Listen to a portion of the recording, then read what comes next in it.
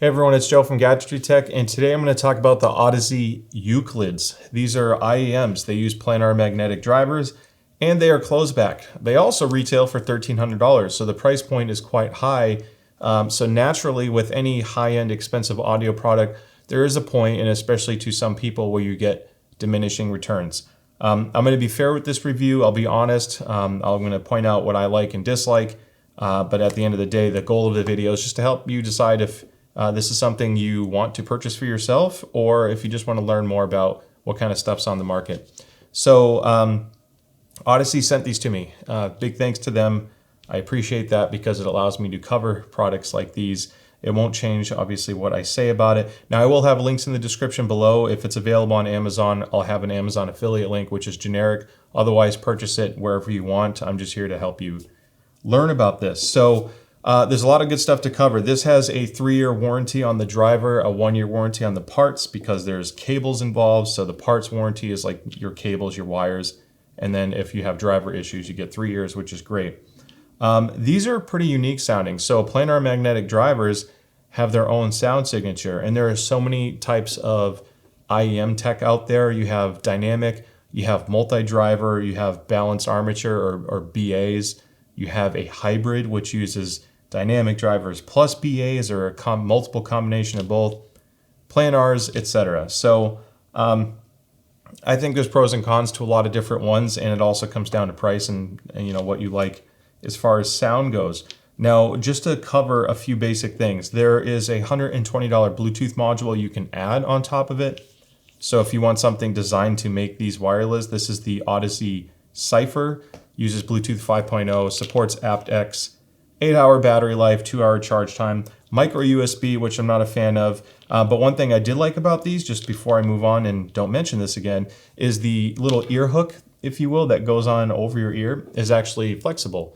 So you can, it has memory to it, I guess is the most important thing. So you can shape it to fit your ear, which is really important because there's a little bit of weight between the battery and the controller. So you'll get a nice fit there. It's not included with the Euclid, but at least for the $120 add-on, you can always make it wireless if you want to. Now for what you get in the box, aside from the Euclids themselves, you actually get 2 cables now. When the Audeze Euclid first launched, you got a 3.5 millimeter single-ended cable, which worked on a lot of stuff, and that's kind of like the primary cable. If it were to only come with one, that would be the one you'd want.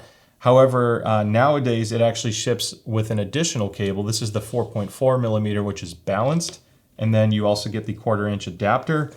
You also get a few other cool things. So you do get a Pelican case. This is a generic Pelican case. They're not claiming it isn't. They put their sticker on it, which is cool, but they put the part number on the website of which Pelican case this is.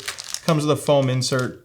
You get a cleaning brush, or a cleaning attachment, if you will, which has a brush and kind of like a hook to carefully clean the inside, and a lot of different tips. So you get the Audeze silicone tips in different sizes. You get the spin fit silicone tips, which have these colors to them, also in different sizes.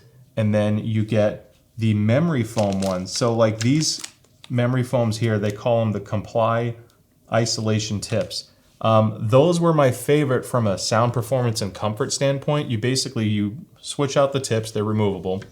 You squeeze them to kind of compress them a lot, and then get a nice press in your ear to where it's comfortable, and hold it there for a minute. The memory foam will slowly expand, and my God, the audible performance of that was great. However, apparently I have some kind of allergic reaction to it.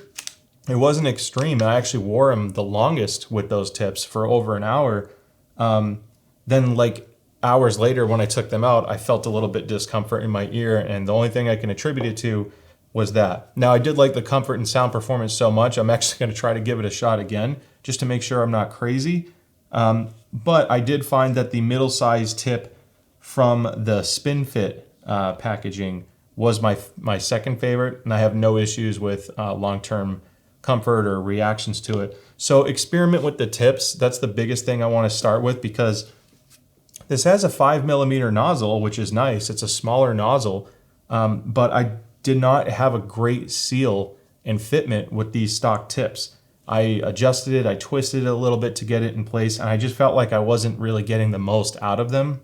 And switching the tips can make a massive difference. So even if you do get a good enough fit and you're like, wow, this sounds pretty good, experiment with the different tips, see how it impacts your audio performance, your comfort, the seal, which is going to affect your bass and overall accuracy of the musical reproduction. So try that out. So part of the comfort obviously comes from the tips, but it also comes from the overall shape, size, and weight of the IEM itself. These are milled from solid aluminum, so they are a little bit hefty. Now these weigh 15 grams without the cable.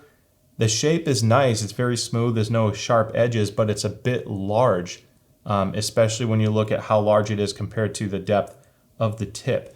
So I had to kind of twist mine in place. Now I mentioned the cables earlier, but I didn't talk about the connector type, which I should have. These use MMCX.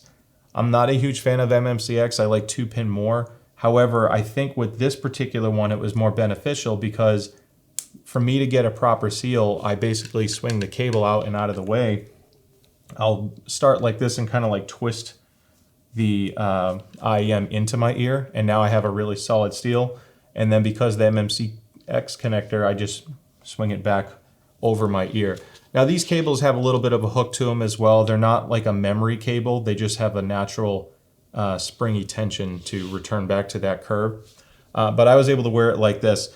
I don't think, because of the size and weight, for me, I typically can't wear IEMs for long periods of time anyway. So after about an hour to hour and a half, I typically want to pull them out for a few minutes to kind of give my ears a break. Your mileage may vary. It's just one of those things. It comes down to the shape of your ear. If you have very small ears, you may find that this size and heft is a little bit more noticeable. I assume I have like medium-sized ears. I have no idea, but for me it was fine. I just had to take them out after an hour or two just to kind of get a quick break. Now, as far as tech spec goes, I already mentioned they use planar-magnetic drivers. Audeze is known for that. These are 18mm drivers, so the drivers are actually pretty hefty inside, which explains why this unit is this large. Part of that also comes down to damping material. They're on the damping material, they actually have a little mesh cover inside. That's another revision that they had. The older ones were open on the port, so now they have a protective screen. And it's just a small change. Now, as far as the rest of the specs go, it's rated for 10 hertz all the way to 50,000 hertz. It has 105 decibel sensitivity rating at 1 milliwatt. And they use their Fluxor magnet technology for control of the driver. It uses neodymium, of course. Planar-magnetic, if you're unfamiliar with it, it basically has an ultra-thin, lightweight diaphragm that floats between magnets, and the electrical current floats through that film and attracts, or I guess detracts, pushes away from the magnet. And that's how music is produced. Now, they have their own unique sound. Dynamic drivers have their typical way of producing sound, and you can tune planars to sound better than some dynamics, and some dynamics can be tuned to sound better. So I don't want the stigma of, because it's planar, it's superior or unsuperior to the other technology. It's just another way of reproducing sound. Now, Audeze has a lot of experience in planar magnetic technology. They've made IEMs that are open back, which means that they vent to the outside world. These are going to give you much better noise isolation because of this solid shell and because they're closed back or sealed. So when you put them in, you're not fully wearing earplugs, but you have really good passive isolation, meaning that they're just naturally reducing outside noise. So they're not active noise canceling. This isn't going to add noise canceling. It's just for audio transmission. But at medium volumes, if you're listening at 55 to 65 decibels, you're not going to hear much of what's around you. So you don't even have to turn it up that loud to enjoy a good listening experience. Now, I've actually been making some investments on the measuring side. I don't use measurements to form my entire opinion, but it's good to back up what my observations are and also share the measurements with you accurately. That's why I haven't been posting as many lately. So I can accurately measure IEMs and TWS now. With that being said, I'm going to show you the frequency response chart that I measured on the left and right drivers. I did 3 measurements on each and then averaged them. So taking a look at the frequency response measurement, you'll see a tiny bass shelf. It starts in the sub-bass region and carries to about 150 hertz before gradually rolling down. You're talking only a few decibels until it hits about 600 to 700 hertz. Once it hits that lowest point, it then immediately picks back up to about the 1800 hertz or 1.8 kilohertz region, where you have almost an 8 decibel swing from 800 to 1.8K. which is quite steep. Now it does drop back down a little bit in the 3K region, only to pick back up from 4 to 6. You have a little bit of a peak and valley situation when it comes to the treble tuning.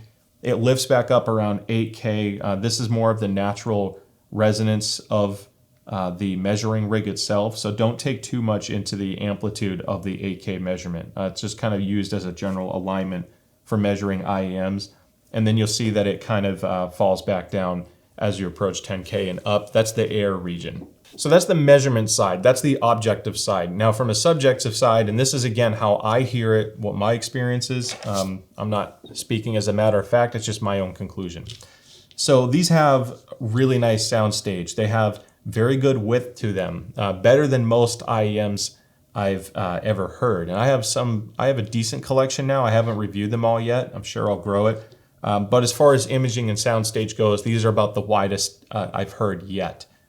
They do an excellent job at presenting a good wide open space. But imaging is still good, however, so it's not so wide and incoherent or anything like that. You can still kind of precisely place objects. Now, from a dynamic standpoint, the dynamics are excellent as well. I wouldn't rate them as the best, but they do a really good job with the microdynamics, so all of that subtle noise in the background. I don't think the best I've heard at $1,000, but it still has really good detail retrieval. And then they do an excellent job on the macrodynamic side. So if you have a really noisy part of the track, it can still carry and accurately reproduce a lot of those volume changes on instruments, vocals, things like that. So if you have a busy track, it's actually still going to have really good separation of details and layers, allowing you to enjoy and appreciate all the unique things happening with the song. Now, as far as resolution goes, this is one of the best I've heard on an IEM. And it's typical with a well-made planar. Planars can be very fast in resolving. It doesn't always mean they have the most accurate frequency response, but the speed of a good planar can sound amazing, and this is no exception. Now, if you're unfamiliar with the term resolving or resolution, in a simple sense, it's how clear or blurry something is reproduced. Some headphones tend to have a more blurry detail, and I guess things can sound more subtle. And then if it's overly resolving or overly bright in some cases, which I know aren't directly related, but to some people it can be a little bit forward. Now, the way these work with the resolution, it's going to allow you to hear the individual plucks of a string a little bit more coherently than something that tends to blend them together. So there's a guitar string or multiple strings being plucked, but this makes it easier to isolate and pick up all the subtle differences from those strings. It's very, very clear. Now, on the negative side, there's a little bit of compression, I think, with these. It can decay really quick, in my opinion. I've heard some stuff that tends to ring out just a little bit longer. These are very tight and very fast to just stop producing the note when they don't think they're being asked to produce it anymore. But overall, from a technicality side and analytical performance, if you will, really getting the most detail out of a track, these do phenomenal there. Now, from a frequency measurement side and what that translates to for the audio reproduction, that's going to affect your timbre, tonality, I guess true to the source type production. Now, everyone has their own preference. Tonality and timbre is basically like, if you listen to a guitar in the room and you hear it and you have your own, mental snapshot of what that should sound like, and then you listen to it on a headphone or a speaker, the shift and the difference from what you expect to hear, what the natural sound is a shift in the tonality or timbre. So these naturally, because of that frequency response, there is a little bit of a shift in timbre and tonality. It's not 100% accurate. Now you can fix this with EQ, and I'll finish the sound impression side with EQ. But I want to give an example. So there's a new song that got released from Queen, surprisingly. It was just released, I think, 4 weeks ago. It's called Face It Alone. Still has Freddie Mercury in it, and it's such an incredible track. Freddie Mercury has a signature tone. You know his voice. If you know Queen, you know exactly who he is and what he sounds like. And it's so unique. So you have a very specific expectation of how his voice is just going to cut right into the track. These shift it just slightly out of the box. Now, did it ruin the song? No, because at the same time, the freaking guitars and the soundstage of that track sound so good on the Euclids. I absolutely love listening to it. Now, the thing is, I did EQ these. I'm not a huge fan of that lift at 1800 hertz. I softened it a little bit. I actually tuned these a little bit closer to the Harman curve. Now, because these have such incredible resolution and speed and detail retrieval, adjusting the EQ to make it sound tonality wise closer to what you like, you're getting the best of both worlds at that point. So if you're okay with doing custom EQ to an extent, you can get even more out of these and then shift it more towards the sound profile that you like. So I don't want to base my review off of an EQ tune, but I do want to mention that because there's IEMs out there that honestly for even less might have a more agreeable sound profile for a lot of people. I'm just keeping it real. However, this does things that some IEMs can't do that you can't fix with EQ. And that's that whole speed and resolution thing. So I love these. Are they perfect for everyone? No. Is it worth $1,300 for everyone? No. You decide what's worth it to you at that price range. However, this is a fairly unique IEM in this price range with some amazing quirks and characteristics to it that I think with EQ, they shine even more. So that about wraps it up. I didn't want to get into too technical of a dive on these, but it's one of those things where if you do want to buy it, just buy it from a retailer that you can trust and make sure that if for any reason you're not happy with it, whether it's comfort or sound tuning aside, that you can always return them. But if you're in the market for something on the higher end that's going to have a very unique presentation of music from a technicality standpoint, the Euclids are pretty badass. So anyway, I hope you found this helpful. Don't forget to like and subscribe. Take a look at our profiles. I'd say follow us on Twitter, but I have no idea what's going to happen with that dumpster fire right now. I'm filming this in the middle of the Elon Musk